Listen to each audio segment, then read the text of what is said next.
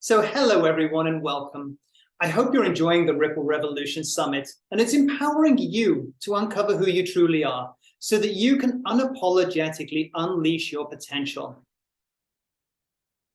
It's time to live a meaningful life and embody your soul's purpose. I want to reiterate the essence behind the Ripple Revolution and the Ripple Revolution Summit. And it begins with our own individual actions. And the most important thing that we can do is just to be kind to ourselves. And if kindness to ourselves is simply not being mean, then that's a step in the right direction. But we're being kind to ourselves so that we can then be kind to those around them, so that they feel that they can be kind to themselves. And then this will initiate ripples that will benefit future generations. I am your host and your creator of Ripple Revolution Summit. My name is Pete Steadman, and it's a pleasure to be here with you for this bonus talk today. So this is just a short talk, and what I want to do is I want to share, there's a story I want to share with you it's kind of a reminder of the journey we're on through life. And then I'm going to go do a walkthrough of our personal business model. It's a regenerative agroforestry model.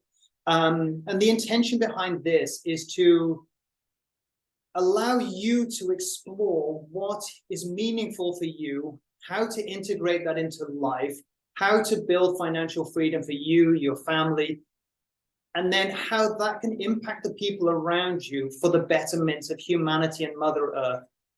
So that's where I would like to go with this. So it's a relatively short talk, but it's a piece which I thought was necessary to bring some of the teachings we've learned over this week, so that it's like, okay, how can I now apply this into my life? And what areas need to kind of move a little or shift or drastically change? So anyway, the story is about a Mexican fisherman. So I'm just going to read it here to you. So a boat docked in a tiny Mexican village. An American tourist complimented the Mexican fisherman on the quality of the fish that he had just caught and asked, how long did it take you to catch those? Not very long, replied the Mexican, although he probably was a bit more of a Spanish. But then why didn't you stay out longer and catch more? Asked the American. The Mexican replied that this is a small catch was sufficient to meet his needs and those of his family. The American asked, what would you do with the rest of your time? Sorry, what would you do with the rest of your time? I sleep late, fish a little, play with my children, and take a siesta with my wife in the evenings. Take a siesta with my wife. In the evenings, I go into the village to see my friends, have a few drinks, play the guitar, and sing a few songs. I have a full life. The American interrupted. I have an MBA from Harvard and I can help you. You should start by fishing longer every day. You can then sell the extra fish you catch. With the extra revenue, you can buy a bigger boat. With the extra money, the larger boat will bring, you can buy a second one, a third one, and so on until you have a whole fleet of trawlers. Instead of selling your fish to a middleman, you can negotiate directly with the processing plants and maybe even open your own plant.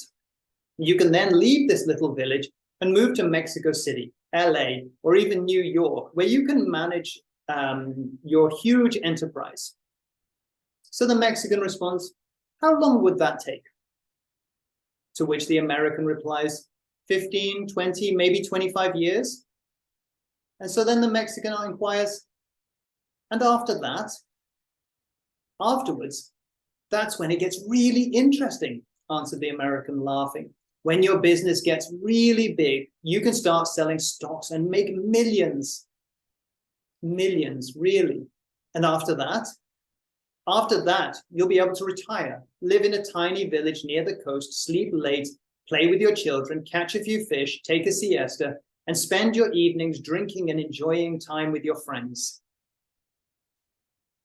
So I'm just curious, how does that land with you? Would anybody like to put something in the chat and just see, like, have you heard this story before? Is there anything in here you're like, what was the message or the takeaway out of that for you?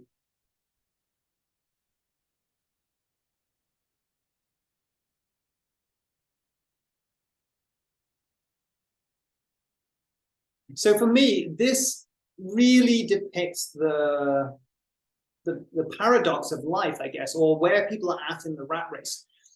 And so it just highlights what is wrong, where people out there are chasing financial wealth at the expense of the present moment. And so I'm curious, and I just want to put this question out for you to ask yourselves. Are you putting off what is truly important to you? Or have you ever defined what is truly important to you? So in the story here, the fisherman's full and busy life consisted of pastimes that equate to what many of us would arguably consider are components of our ideal dream life. The freedom to spend time with who we wish, time with friends, hobbies, and for relaxation, quality time with our family, and developing fond memories, living without the stress of urgency.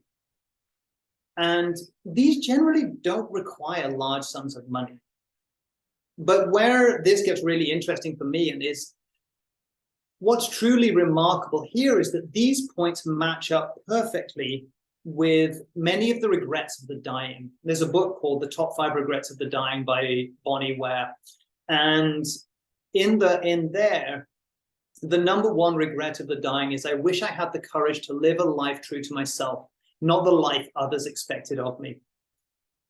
And then they go on like this. They say, excuse me, I wish I hadn't worked so hard. I wish I had stayed in touch with my friends. I wish that I'd let myself be happier. And so my invitation to you is to take a step back from where you are and ask, am I pursuing something that is meaningful? Or I'm just pursuing what I've been told that I should pursue or live a certain way, and I'm just ending up to follow the crowd? So periodically, we have to take a step back and think, am I on the right path? And if you are, great, that's amazing. But if you're not, I want you to examine and uncover what it is about the path that isn't fulfilling to you or doesn't belong to you, and how you can then take action to realign to a path which is more in touch, more aligned with your soul purpose, your calling, your gift. And so then one of the questions here I often put to clients is, so what do you want to do when you retire? Because there's going to come in everybody's life where they either don't want to work or can't work. And so there's this period afterwards. And as I mentioned in my sort of opening talk, was the way the system is set up, we're designed to live a certain chunk of our life, usually up to 60, 65, in the hope of getting a few years at the end. But that's not guaranteed, that's not certain. So I just want to know, I want you to start questioning, say, okay, what is it I want from life? And I have a set of questions which I can share with you. If anybody is interested, please let me know. You can contact me through pete@theripplerevolution.com, and I'll happily discuss this and share those with you. But anyway, so I want you to start exploring. It's like, what is it you want to do when you retire, when work is not part of your life? Unless it's just truly passionate and you want to keep doing it, that's fine, but it's not a necessity. And then the next question is, have you ever calculated what the cost of your ideal life is? Something I find really interesting is when people actually calculate the cost of their ideal life, free of other people's expectations, of course, the things which really matter to them, they are actually way closer to financial freedom than they thought they were.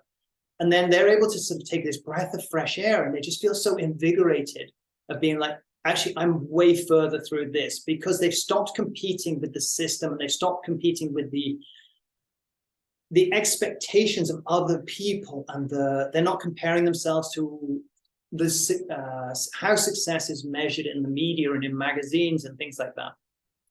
And so something that I enjoy doing with my clients is guiding them on a journey to reconnect themselves, uncover what's essential to them, so that they can live a meaningful life which is aligned with their soul's purpose. And so an important message out of the story which I want to share right now is the objective in life isn't accumulation of wealth, but in fact, what the wealth can be exchanged for. So in the case of the Mexican fisherman, it's the ability to spend time as he wishes with the people who matter to him. And this is the same for me. I endeavor to spend the majority of my time doing the things I love with the people who matter the most to me for the betterment of the planet. It's interesting as we travel and we go on our journey. We are on our journey from Portland, Oregon to Patagonia, and we've traveled through Central America. We haven't got past Panama yet, but in Central America, in South America, in Vietnam, in other countries around the world, we've encountered many happy people. And there is no correlation between happiness and material possessions. In fact, it's pretty close to being the opposite. And so I don't want there to be this, there's a rich man may endure the same financial struggles. The rich man may not endure the same financial struggles as a poor man, but the wealth doesn't add to his happiness or her happiness. It doesn't, the wealth isn't the key there. It's having the appreciation for what you have right now in this moment, which makes the difference. And so there's a couple of like takeaways, which I just want to summarize. And that's that we prioritize our time around what we don't want to do and spend the scarce leftovers on what we would like to do. And we need to turn that all around. So sadly, in the process, we miss out on living the very life we seek to live in the future. But if we all allocated a little more time to playing the guitar with amigos, like the Mexican fisherman, today, instead of the distant tomorrow, perhaps we too could start living right now. And so I want to invite you to unpack what you would like to be doing later in life and infuse that into life now. Open up time in your calendar so that you can do the things which bring you alive. Because once you start that, your ripple will grow. Once you start uncovering who you are, once you start connecting to your soul, you start connecting to the inner child inside you, and you found the flame for that, like inside you, that's what will radiate, and that's how change in the world will come about. And so if you're ready to reignite your life and you would like help, head over to my speaker page where you can apply for one of the discovery calls which I'm offering. There are 7 available, and they're going to be on a first come, first served basis. So if you're really interested in unpacking where you are, where you would like to be, you're uncertain, that you know that you have a higher calling, then please go there and check it out so we can chat. I would love to be of service to you. And my urge to you is, if not now, when? So please stop playing small, stop hiding in the shadows. The world needs your gift. They need what you need to share. So that's where I was coming to with this part of what I want to share. Does anybody have any questions, comments, anything they would like to share?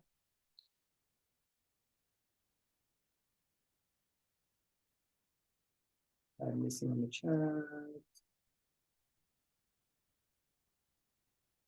I completely agree with you, Nukukanya. Priorities are different for everybody. Everybody's priorities are different. We're all on our own journeys. And that's why it's important for us to reconnect to ourselves and what our gift and our purpose, our mission, our calling is, so that we can move through life with ease and grace, because we are on our path and we're here to support those around us. We can't walk their walk for them. And so that's why it's a journey inwards to uncover who we are, so that we can then express outwards with love and kindness. And so I'm going to just switch from here now, and I'm just going to walk you through my business model. Let me just share the screen.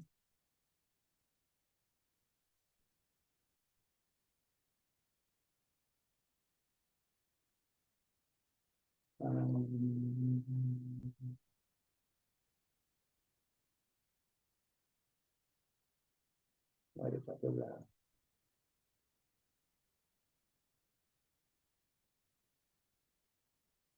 Here we go.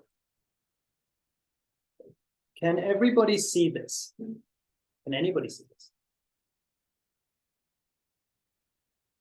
Just trying to find where the chat has gone on here.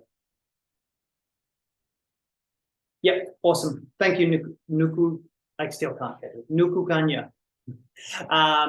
Anyway, so this looks really, really complicated, and it kind of is. But there's core components here, and I wanted to show it to you in its full, in the expression as I have it here. And I'm going to guide you on a little journey through this to help see how we're infiltrating ripples into our business. And so right in the sort of the lower left section, we have this green circle here.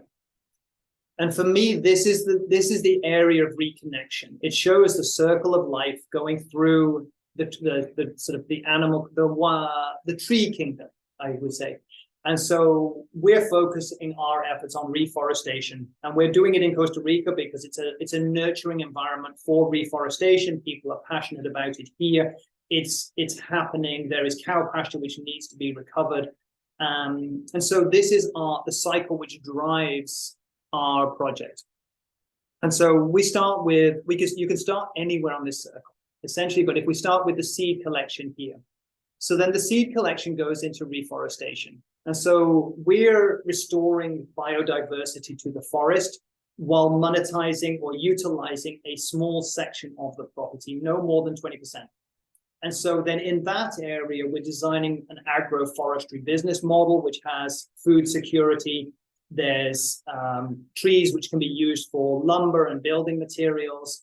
And then we're looking to explore clothing options. So we're saying, how can we infuse or sort of create an agroforestry system which will cover those areas and those needs in life, which everybody, they're the core essential needs for life. We also have freshwater springs on the property, so we're guardians and stewards for that.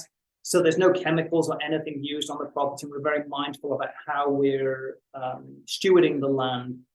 And then from there, it leads into a harvest system. So what can be taken from the forest, but at no cost to the forest. And so when we have nuts and fruit tree and limbs, so it's tree limbs, which are either being pruned for access, or they're being pruned, or they fall off, or they're trees which are unhealthy or dangerous or things like that. It's just general maintenance of the forest. And then it brings through into experiences. And this is where I feel the strongest impact for me is through getting people to have connection to nature. Come and have an experience in nature. And for me, when I sit on my deck and I see a toucan land in the tree, or I sit and I watch the monkeys go by in the trees, all of a sudden my need for stuff and the need for certain things is greatly reduced. So we're going around this. So we have the growth cycle of the trees. And so then we'll start with the experiences. This is the major financial driver. And so this is for people to come and spend time in nature, and they cannot go back the same person. They will come for the theme around it is how to get people to reconnect to nature.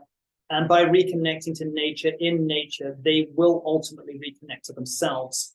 And they will feel that they belong. They're no longer disconnected from the world through the concrete, the busyness, the noise. They can feel the rhythms of nature. They can feel the rain in the afternoons. They can feel the ground on their feet.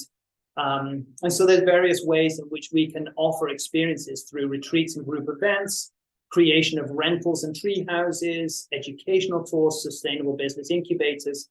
But this is around how do people come, they're having an experience. So they're not taking anything away from the forest. They're coming here to be present in nature with the intention that they go home a different person.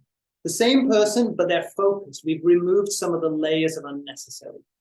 And then I'm going to get to the blue section on the right at the end. And then we'll go up here in the top left-hand corner. So we have the forest education system. And so this is a way of directing resources into education. So it's how can we provide opportunities to school children? So in a lot of the poorer countries, people don't have access to education. They don't have access to high nutritional value food. There's just there's pieces missing from this. And so the way I see this is how much potential, how much wisdom, how many people's gifts are never realized because they're never given opportunities as children. So inherent in this business model is a way of directing funds into educational opportunities for local children and give them the opportunity to express their gifts. Through the orange area here in the top right-hand corner, this is community-based. So what are the things which people could be either harvesting or utilizing inside of the forest or growing in a forest environment with these 5 primary types. So we have high nutritional value, high economic value, educational wooden toys, so that we don't have such a demand for oil and gas. There's tons of trees in Costa Rica. There's many branches fall. There's like, how do we use those pieces and make it the interaction for children more tactile, so they can feel the different weights of wood, they can feel the different grain. Then there's the medicinal plants. There's so much wisdom in the ancestors and the sort of ancestral knowledge, the indigenous peoples. We're working with the University of Costa Rica for a tree which is native on our property, and they're studying it as a treatment for cancer. And the research team have been here to our property, and they're telling us all of the medicinal benefits of plants, which to the untrained eye just appear like weeds. And then we're looking at the bamboo and hemp because they're fast-growing alternatives to the use of wood. But then the piece which ties all this together is, I don't want to create these systems or these pieces where people are fighting amongst themselves, they're fighting over price. I would rather we collaborated and created a better product. And so that's why there's a cooperative for distribution. So these people they're gifted artists, they're incredibly intelligent creators, people have these skills, but if nobody has access to them, then how can they generate income so that they can then do like the things that they would like to do in the world? And then in the bottom right-hand corner, we have local micro businesses. And so part of the condition of bringing people with wisdom and knowledge to come and have an experience in Costa Rica is I would like them to share that, to lift up the local community here who otherwise wouldn't have access to that level of information or the current technologies, or it's just enhance the sort of option of conversation, but also for them to impart their way of seeing the world onto other people who may have been dragged down the wrong path. They may be dragged into the American businessman lifestyle of needing to do more, whereas they actually have to come and see from the other side and be like, actually, I need to do less. I need to follow their example. I've drifted off course here. So there's this option for people to course correct in their lives through experiences and interactions with different levels. And then the last one, which I haven't mentioned, is the Forest Investment Fund. And this is something I'm working on at the moment. It's a way of people investing into agroforestry, investing into forestry rather than investing into the stock exchange. And so it's like, how could people invest into a piece of land and then get rewards back? So if they invest in when their child is born, for example, then the trees would be 20 years when they're needing a college draw. So how could we create an agroforestry model where certain trees could be extracted and monetized to repay on the loan or the investment?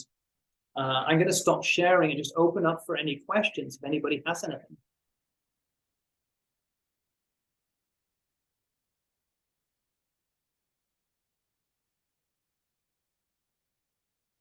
Does anybody have any questions for me?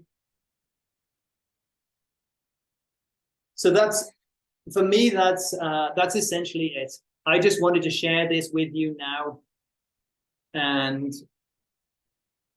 I wanted to share that with you today so that you could start to look and think, okay, how can I integrate what my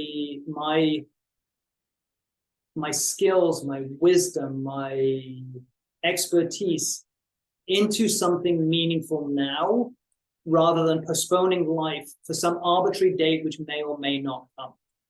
I would love for you to be able to just take a step back and just evaluate your life and see where you're spending your money, your time, your resources, and think, are these aligned with where I would like to be, knowing that we're going to die? We are, like, it's going to happen, and there's nothing we can do about that. But we can choose about how we're living now, knowing that when we take our last breath is uncertain.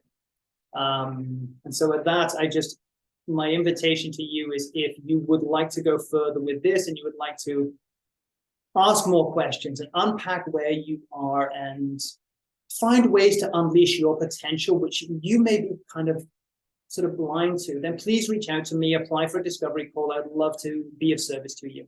Thank you for taking the time to be here with me now. I hope you have a wonderful day. I hope you've received a ton of useful information and helpful resources from the speakers on the Ripple Revolution Summit. And I look forward to continuing our journey ahead. Thanks very much. Bye-bye.